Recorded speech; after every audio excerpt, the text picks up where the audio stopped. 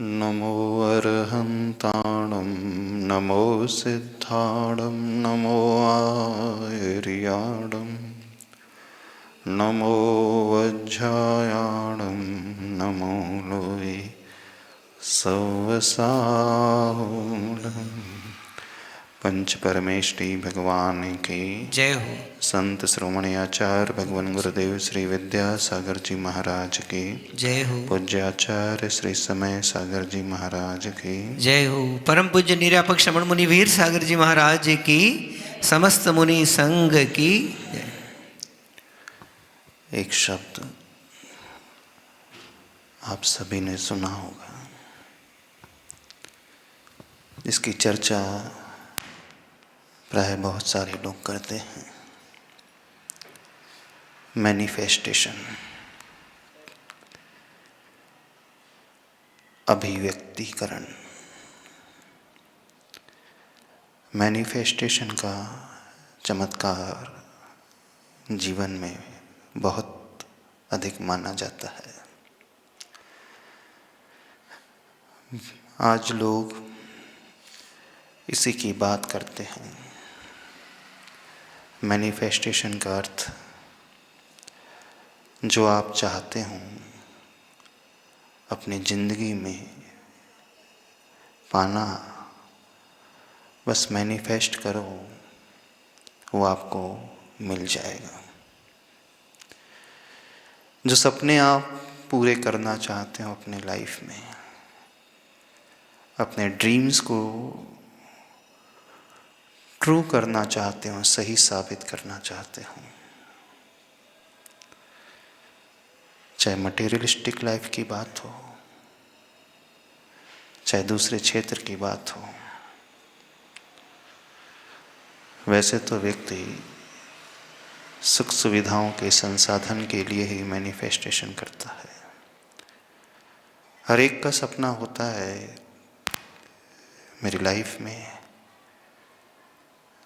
गाड़ी हो, बंगला हो, धन दौलत हो, सुख सुविधाएं हो, आराम हो, मुझे किसी भी बात की कोई कमी ना हो। हर व्यक्ति इसी की आकांक्षा, इसी की चाह करके जीता है। आज की युवा पीढ़ी तो बस अपने लक्ष्य को इसी रूप में बना करके चलती है। एक स्टूडेंट जो 10th क्लास में है, 12th क्लास में है अथवा ग्रेजुएशन कर रहा है, उससे पूछा जाए तुम्हारी लाइफ का गोल क्या है, क्या पाना चाहते हो अपने लाइफ में, तो वही बताएगा, यही कहेगा इतना बैंक बैलेंस, ऐसी प्रॉपर्टीज, ऐसा सुंदर सा घर, एक सुंदर सी फैमिली, सभी प्रकार के ऐशो आराम, किसी प्रकार की कोई कमी नहीं होना चाहिए। तो ये जब सजेस्ट किया जाता है, आज का युवा जो चाहता है उसके बारे में सपने देखे, एक पेपर में अपने सपनों को लिख करके अपने बेडरूम में मिरर में चिपका दे, दरवाजे में चिपका दे, जहाँ उसकी नज़र रोज पड़ती है, उस ड्रीम को, उस गोल को। वो कार चाहता है तो उस कार के पोस्टर को चिपका दे, वो बंगला चाहता है तो बंगले के पोस्टर को चिपका दे, सोना चांदी चाहता है, आभूषण चाहता है, घर चाहता है, फ्लैट चाहता है। तो जो जो आप चाहते हो न केवल लिखो, उसका एक पोस्टर बनाओ और घर की दीवार में लगा दो। और यदि अच्छे से पाना चाहते हो तो उसकी 3D इमेज निकाल करके लगा दो और उसी की बातें करो, उसी के सपने देखो। तो जो तुम सपने देखने लगोगे बहुत जल्दी उसे प्राप्त कर लोगे। ऐसी कई किताबें भी आती हैं आज मार्केट में। विजुलाइजेशन करो, उसे अपने पास देखो। पर यदि कुछ पाना चाहते हो अपनी ज़िंदगी में तो पहले ऊंचे सपने देखना सीखो। जो सपने बड़े देखता है वही जीवन में बड़ा बन पाता है। तो मैनिफेस्टेशन का अर्थ आपके जो इमोशंस हैं, भावनाएं हैं, वो भावनाएं, वो थॉट्स, वो विश्वास जब आपके रियल लाइफ में रियलाइज हो जाए, ऐसा कुछ करो। मैनिफेस्टेशन का अर्थ है वो बिलीफ, वो इमोशंस और एक्शंस जहाँ तीनों मिल जाते हैं, उसे आप अपनी लाइफ में अचीव कर लोगे। कई पुस्तक आई, एक सीक्रेट बुक आई है ना, पढ़ी भी होगी, कई लोगों ने पढ़ी होगी, रहस्य। आज की इस भागती हुई दुनिया में, चकाचौंध वाली दुनिया में, वो सजेस्ट करते हैं जो भी आप अपना लक्ष्य को चुन रहे हों, मात्र उसे दिमाग में न रखो, बल्कि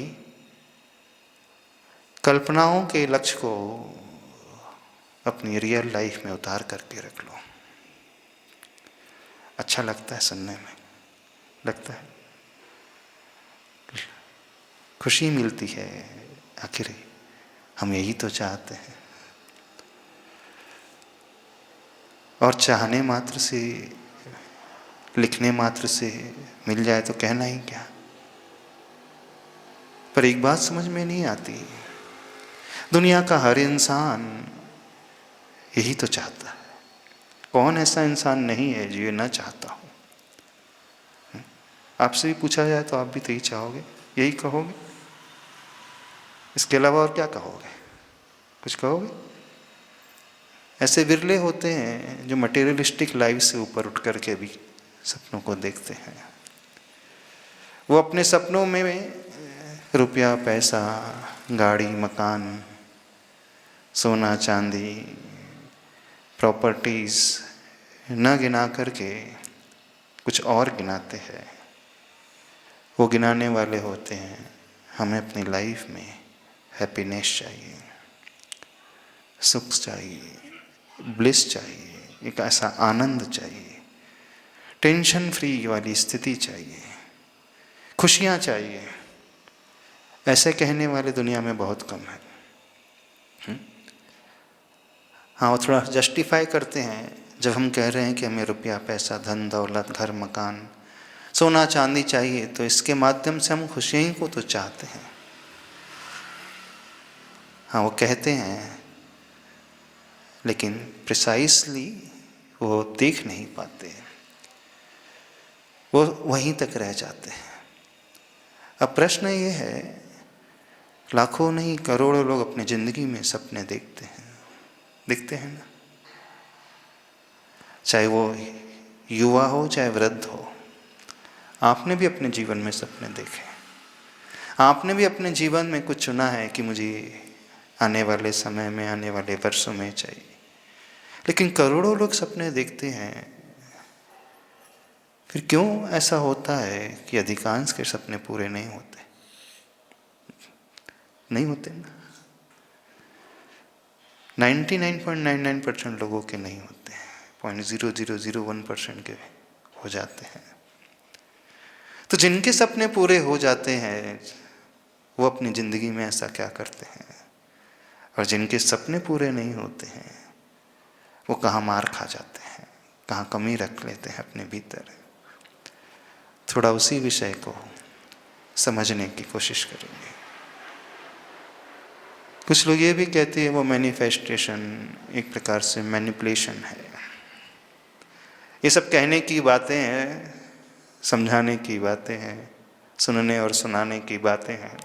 सुनने और सुनाने में बहुत अच्छा लगता है, बहुत सारे मोटिवेशनल स्पीकर्स आते हैं, बड़े अच्छी लच्छेदार शब्दों में, लच्छेदार भाषाओं में अच्छे स्टोरीज सुनाकर, कोटेशन सुना करके, अच्छे तरीके से डायरेक्ट डिलीवरी करके लोगों को इम्प्रेस कर लेते हैं, प्रभावित कर लेते हैं। उनकी स्पीच सुन करके बहुत सारे लोग प्रभावित हो जाते हैं। पर जो सुनते हैं, जो प्रभावित होते हैं, अधिकांश की जिंदगी नहीं बदलती। क्यों नहीं बदलती? क्या ये मैनिफेस्टेशन अथवा विजुअलाइजेशन करना, सपने देखना एक प्रकार से मन को बहलाने वाली क्रियाएं हैं, उलझाने वाली, या यूं कहें ख्याली पुलाव पकाने वाली क्रियाएं हैं? ख्याली पुलाव समझते हो कि? अथवा हवा महल बनाने वाली प्रक्रिया है। शेख चिल्ली का नाम सुना होगा आपने, है ना? सुना है, सबने सुना है शेख चिल्ली का? अथवा मुंगेरी लाल के हसीन सपने सुने होंगे। बोले ये मैनिफेस्टेशन और कुछ नहीं है, शेख चिल्ली की कहानी है और कुछ नहीं। कुछ लोग ऐसा भी तर्क देते हैं, बैठे बैठे हवा महल बनाते रहो, मुझे ये चाहिए, मेरे पास वो हो जाएगा। शेख चिल्ली सपने देखता था, हाँ मेरे पास ये आ गया, वो आ गया, सब कुछ, कोई कमी नहीं। कहानी आती उसकी। गांव में रहता था और था तो उसके पास कुछ नहीं, गरीब था। एक बार उसकी नींद लग जाती है और सपने देखता है। सपने में क्या देखता है कि मेरे पास एक गाय आ गई है। अब गाय आ गई है, वो गाय दूध भी देने लगी है, तो उस गाय का दूध दूह करके मैं गांव में बांटने लगा हूँ और धीरे धीरे उस दूध से पैसे कमाने लगा। अब पैसा इतना बढ़ता चला जा रहा है कि पहले एक गाय थी, अब एक गाय से 4 गाय हो गई, फिर उसकी दूध की मात्रा और बढ़ गई। अब 4 गाय से 40 गाय तक पहुंच जाता है, फिर 400 गाय तक पहुंच जाता है। सब सपने में चल रहा है उसका। अब वो 400 गाय का मालिक हो गया, अब वो बहुत बड़ा सेठ बन गया। अब उसे स्वयं दूध दोहने की आवश्यकता नहीं, उसके पास कई नौकर चाकर जो गाय को चराने जाते थे, गाय को खिलाते पिलाते थे, गाय की देखभाल करते थे, गाय की सेवा करते थे और दूध दोहते थे। वो तो बड़े आराम से अपने गादी में बैठा रहता था, तकिए लगा करके बड़ा लेटा रहता था और सारे कार्य उसके नौकर चाकर किया करते थे। गाय को दूह करके पूरे गांव में नहीं, अब आसपास के शहरों में, नगरों में वो दूध सप्लाई करने लगा। अब बहुत बड़ा श्रेष्ठी बन गया है, नगर सेठ जैसे होता है ना, मतलब इतना बड़ा नगर सेठ बन गया है। पहले तो वो वाली गाय थे, अब तो उसके पास सोने चांदी की गाय आ गई। इतना धन वैभव बढ़ गया, सोना चांदी आ गया, रत्न आ गए। पहले वो दूसरों की सेवा करता था, उसकी सेवा के लिए कई सेवक रहते थे, नहीं तो उसके कुछ पैर दबाते हैं, कोई हाथ दबाते हैं। अब भोजन बनाने की आवश्यकता नहीं, उसे 56 भोग व्यंजन 56 भोग बना करके रोज खिलाए जाते हैं। अब वो कुछ सेवक पैर दबा रहे थे, पैर दबाते दबाते थोड़ा और ऊपर पहुंच गए, थोड़ा सा जोर से दबा दिया तो पैर फटकार करके उस नौकर को अलग करता है। और अलग क्या करता है कि उसके पास एक छोटी सी मटकी थी जिसमें दूध रखा था, वो मटकी में पैर लगता और गिर जाता है, फैल जाता है। 1 लीटर एक दूध होगा और जैसे ही फैलता तो उसकी नींद खुल जाती है। अरे यहाँ तो कुछ है ही नहीं, मैं तो इतना बड़ा सेठ हो गया था, नौकर चाकर, इतनी सारी गायें, इतना सारा दूध दही मक्खन होता था, अब कुछ भी नज़र नहीं आ रहा। जो दूध था 1 लीटर छोटा सा, थोड़ा सा, वो भी बिखर गया, फैल गया, कुछ बचा ही नहीं। ये कहानी बहुत पहले सुनी थी, शेख चिल्ली की कहानी। यानी शेख चिल्ली सपनों में अपने आप को बहुत बड़ा सेठ मानता था। ऐसे ही कई लोग हैं इस दुनिया में जिस प्रकार के सपने देखते हैं। तो ये क्या मैनिफेस्टेशन एक प्रकार से शेख चिल्ली की कहानी है? क्या है बताइए? कहा तो यही जाता है, जो आप चाहते हो उसके सपने देखो, थिंक बिग, ड्रीम बिग, ऊंचा सोचो, ऊंचा देखो, बड़ा सोचो, बड़ा देखो, बड़े सपने देखो, छोटे सपने नहीं। आप जितना बड़ा बनना चाहते हो उतने बड़े सपने देखना शुरू करो, और सिर्फ सपने ही नहीं देखो, उसे लिख करके अपने पास रख लो। और सिर्फ इतना ही नहीं, ये महसूस करो कि आप वैसे हो चुके हैं, विजुअलाइजेशन करो। तो क्या सिर्फ सपने देखने से, ऐसा सोचने मात्र से, ऐसा लिख लेने मात्र से, उस कार के पोस्टर को, उस मकान के बंगले के पोस्टर को लगा लेने से कोई व्यक्ति करोड़पति अरबपति बन जाता है क्या? अब बहुतों ने ये स्पीच सुन करके, बुक्स पढ़ करके ऐसा करना शुरू कर दिया कि मुझे 10 करोड़ रुपए चाहिए, मुझे एक मर्सिडीज कार चाहिए, बहुत बड़ा बंगला चाहिए, ये चाहिए, वो चाहिए, और रोज उठ करके उस चित्र को देखते हैं। लेकिन जहाँ थे वहाँ के वहीं रहे, बोले कुछ परिवर्तन ही नहीं आ रहा हमारी लाइफ में। बोले सब बेवकूफ़ बनाने वाली बातें हैं, बोले मैनिफेस्टेशन यानी मैनिपुलेशन। लगता तो ऐसी है ना, कहीं को लगता भी है। इसलिए लगता है कि जैसा कहा गया हमने वैसा वैसा किया, वैसा वैसा देखा, वैसा वैसा लिखा, और वैसा वैसा चिपका के भी रख दिया कागज़ में लिख करके, और रोज़ उसकी माला भी फेर रहे, देख भी रहे, फिर भी कुछ हो ही नहीं रहा हमारी ज़िंदगी में, कुछ परिवर्तन ही नहीं आ रहा। झोपड़ी से भी किराए का अच्छा सा मकान ही, फ्लैट ही नहीं हो पा रहा, तो बंगले की बात तो बहुत दूर। जैसे थे वैसे ही, जहाँ थे वहाँ ही, कोई ज़िंदगी में अपलिफ्टमेंट नहीं हुआ है। तो ये मैनिफेस्टेशन क्या है? बेसिकली दिल बहलाने की चीज़ें हैं। कितनों को ये लगता है? जब आप किसी के प्रवचन सुनते हो, चलो अभी थोड़ा सा मैनिफेस्टेशन को साइड में रखते हैं। जब आप किसी के प्रवचन, गुरु के प्रवचन सुनते हो, और प्रवचन में ये कहा जाता है कषाय नहीं करो, क्रोध नहीं किया करो, क्षमा का भाव अपने मन में रखा करो, है ना, अपने अभिमान को त्याग दो, ईर्ष्या को, द्वेष के भाव को, वैर के भाव को छोड़ देना चाहिए। सुनते समय तो अच्छा लगता है ना? अच्छा, असर कितने पर पड़ता है बताइए? जो प्रवचन आप सुनते हो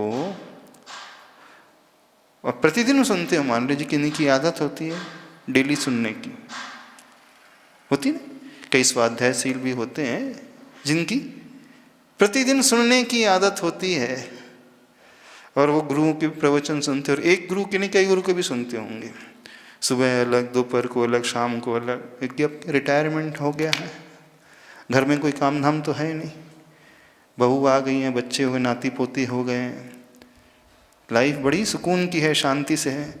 करना धरना क्या है? बोले करना धरना कुछ नहीं है, हम मूवीज़ ना देख करके, गाने ना सुन करके, इधर उधर टाइम वेस्ट ना करके गुरुओं के प्रवचन सुनते हैं, और दिन में 1 बार नहीं, 2 बार नहीं, 3 बार।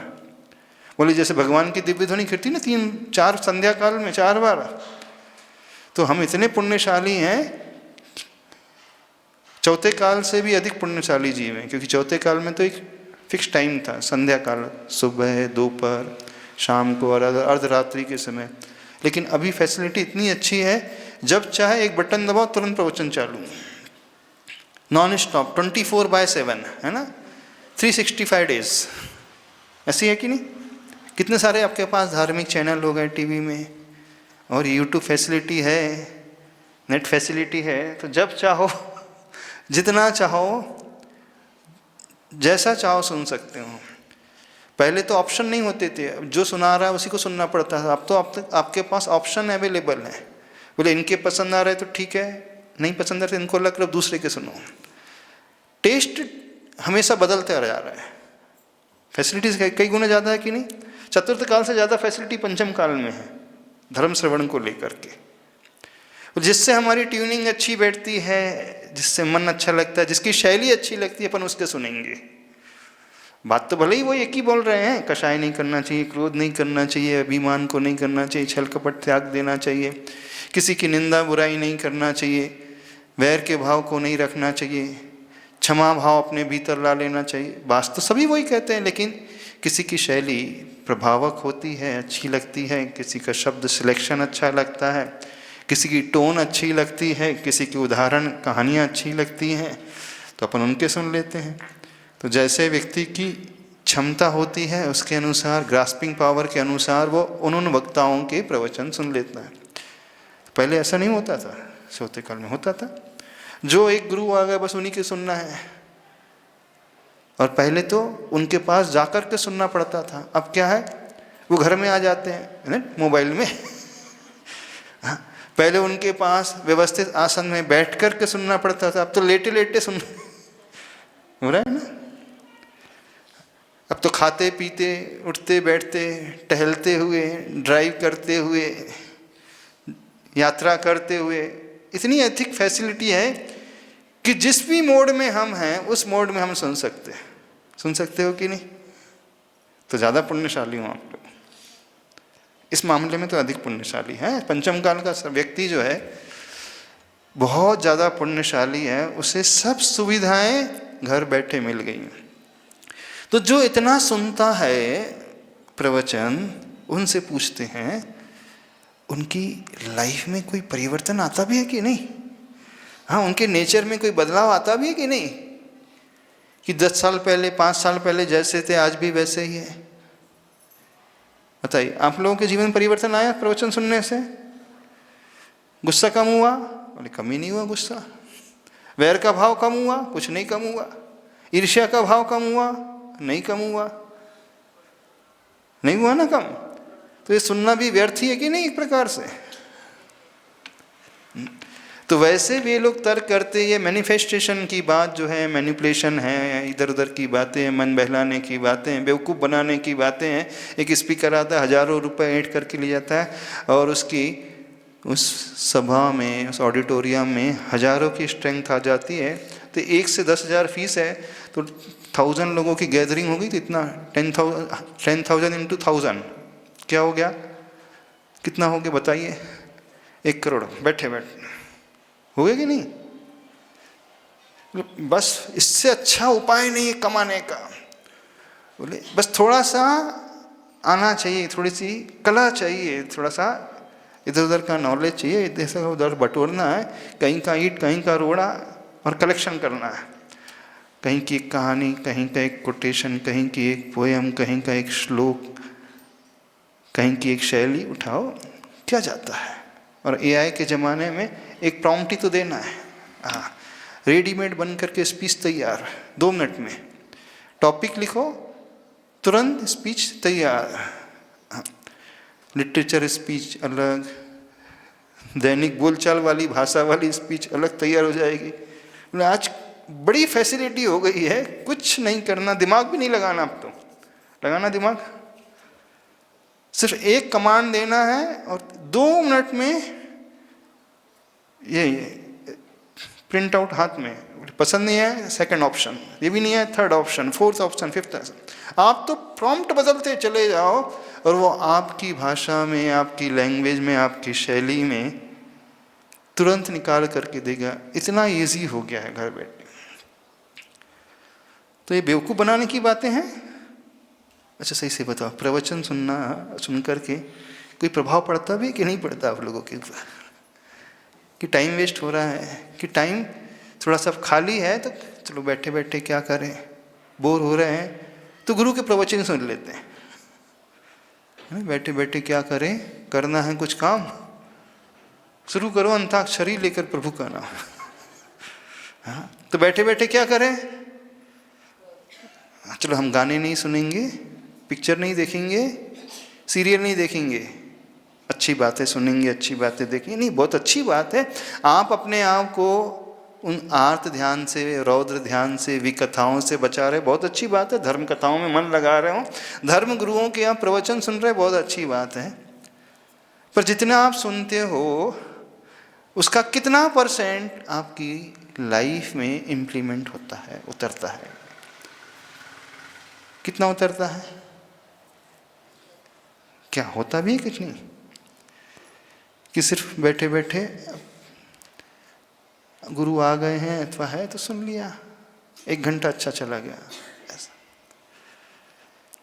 तो वो प्रवचन अथवा मैनिफेस्टेशन की बात तो एक ही हो गई, दोनों हो गए कि नहीं? आचार्य ने एक बहुत अच्छा हाइकू लिखा है, याद आ गया, बता देते हैं। कम से कम श्रवण का वर्ग हो प्रयोग काल। क्या लिखा गुरुदेव ने? हाइकू लिखा, कम से कम श्रवण का वर्ग हो प्रयोग काल। कम से कम मीन्स एटलीस्ट, श्रवण यानी जो हम सुनते हैं उसका वर्ग नहीं, स्क्वायर। यदि आप 30 मिनट सुनते हो, 60 मिनट सुनते हो, तो वो प्रैक्टिकल लाइफ में कितना प्रयोग में आना चाहिए? 60 इंटू 60 का स्क्वायर कितना हो गया? 3600 मिनट्स। अथवा 3 घंटे आपने सुना तो 3 इंटू 3 3 3 का वर्ग हो गया 9। 3 घंटे आपने सुना तो 9 घंटे उसे चिंतन मंथन करके अपने जीवन में प्रयोग में लेकर के आओ। ऐसा होता है? ऐसा होता है? सही स्वाध्याय, सही श्रवण क्या कहलाता है? जितना हम सुनने में समय लगा रहे हैं उसे अपने जीवन में उतारने में कितना समय लगाते हैं।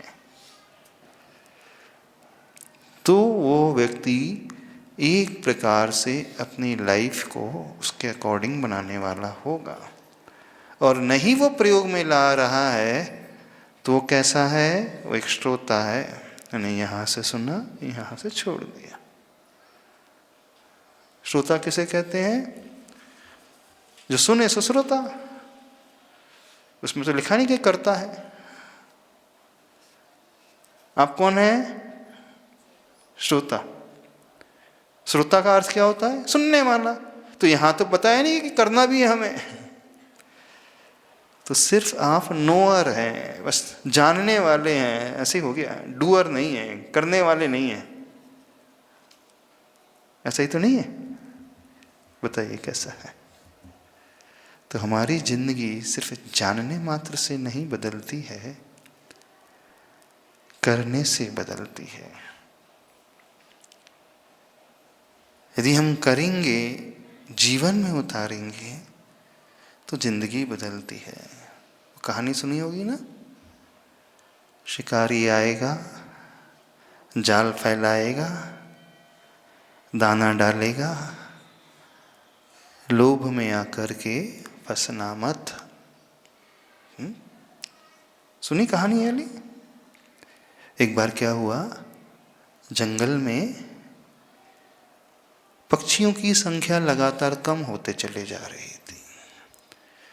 तो उन पक्षियों का जो मुखिया था, वृद्ध अनुभवी सरदार था, उससे बड़ी चिंता हुई।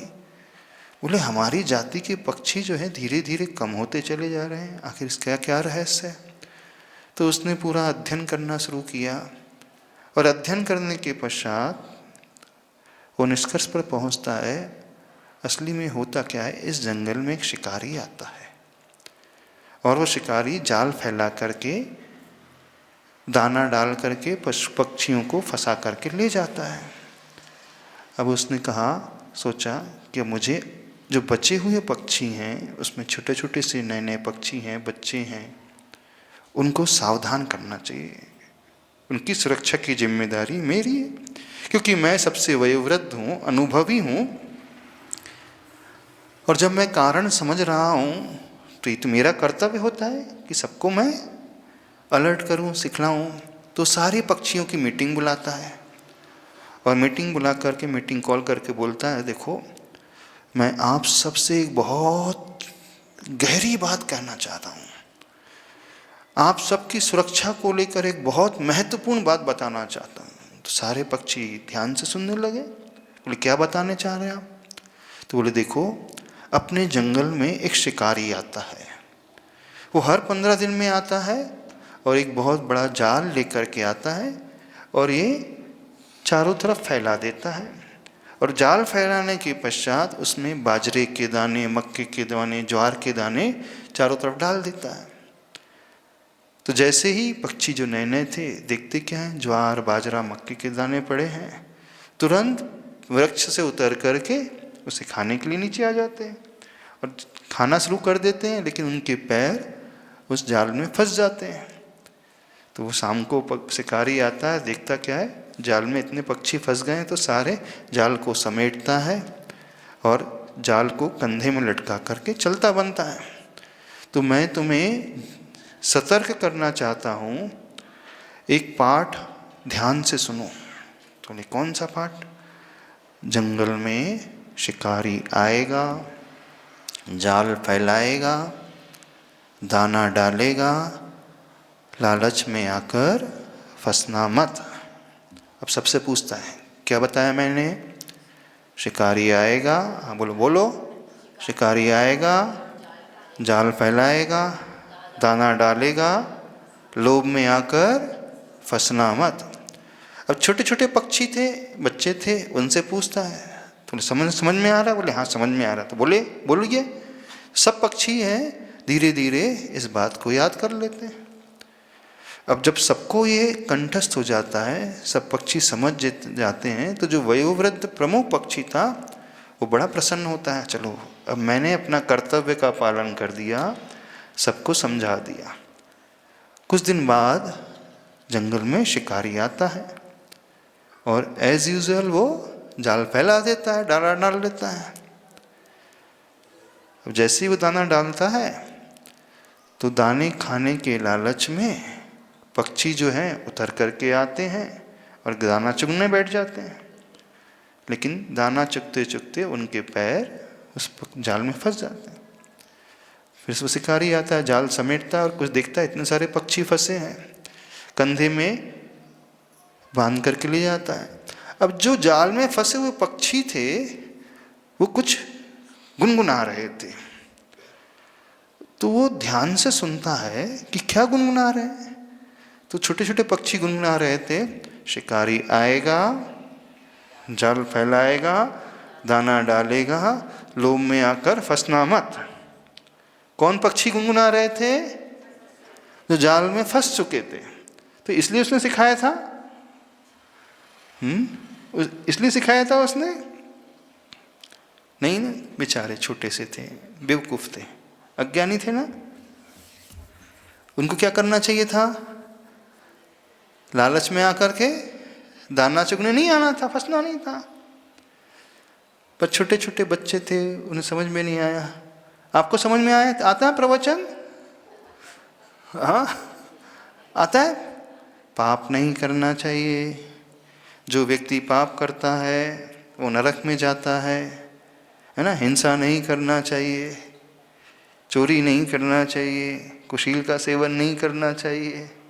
तो जो ऐसे कार्य करता है वो नरक आदि गतियों में जाकर के जन्म लेता है, वहाँ कष्ट भुगतता है। सबको याद है कि नहीं?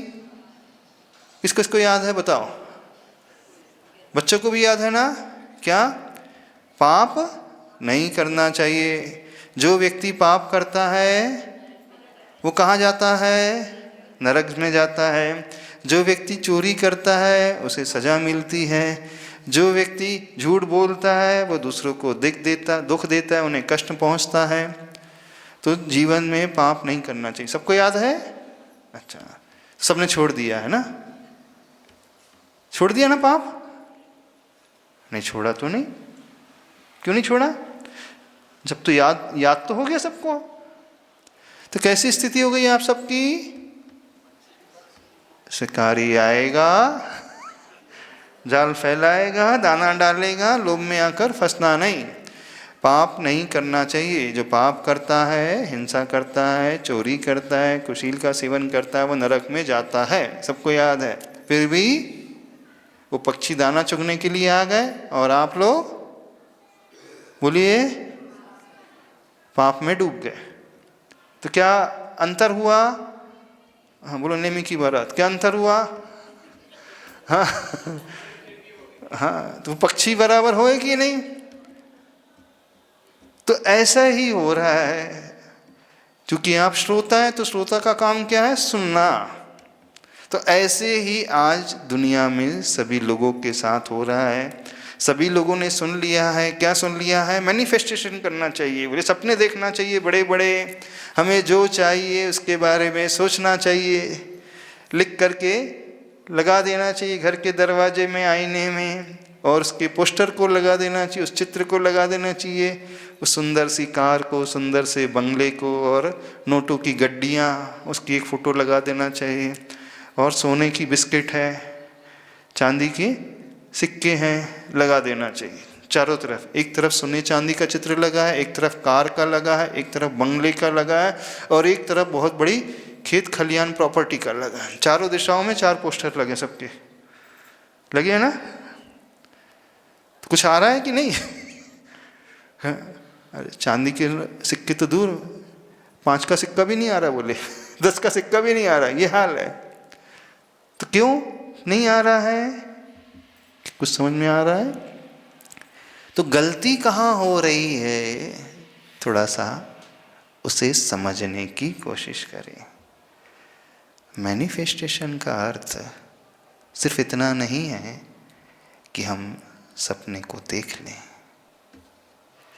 उसे हम कैसे अपने जीवन में मटेरियलाइज करें, कैसे उसे जीवन में उतारें अपने, कि जो हमने देखा है उस लक्ष्य को हम कैसे पाएं, इस विषय को थोड़ा सा आपके सामने रखना चाहते हैं।